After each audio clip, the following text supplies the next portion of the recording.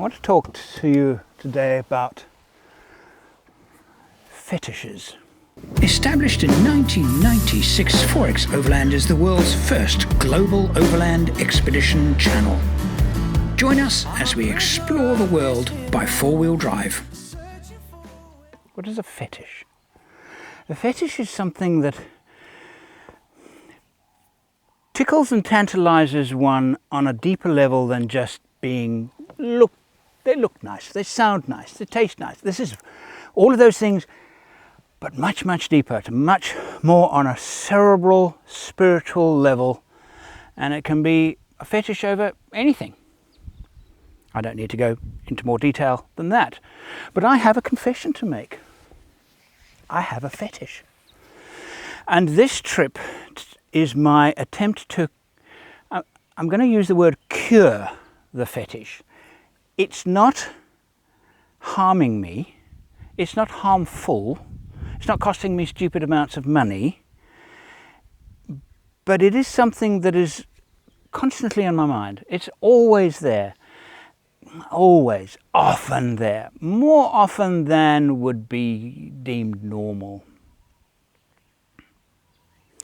My fetish is for two-door Range Rovers. How do I know that that's a fetish?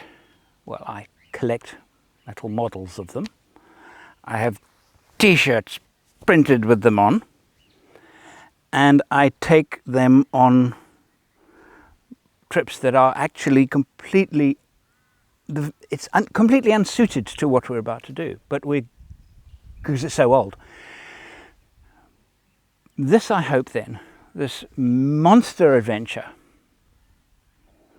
will for once and for all relieve me of this, what has become actually quite a burdensome fetish. I just can't get it out of my mind. And I'm hoping this is going to go some way towards doing just that. And I know that this has gone a little bit too far. I don't have any model troop carriers in my collection, or even model Geländewagens. I have 3 beautiful model Range Rovers, and I have pictures in my workshops of Range Rovers, and that classic shape, as I look at it, it just kind of gives me a buzz, gives me a fizz. And many of us love objects, machines. Supermarine Spitfire might be yours. It would be mine if I could own one, and I would have Spitfire t-shirts. But it's as a tool for its time. When I owned mine, it was magical.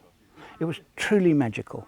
It was the thing that made me who I am as in terms of my professional career, and it was the object that made me want to do this kind of thing for the rest of my life. But it didn't mean staying with the machine. The machine was the catalyst.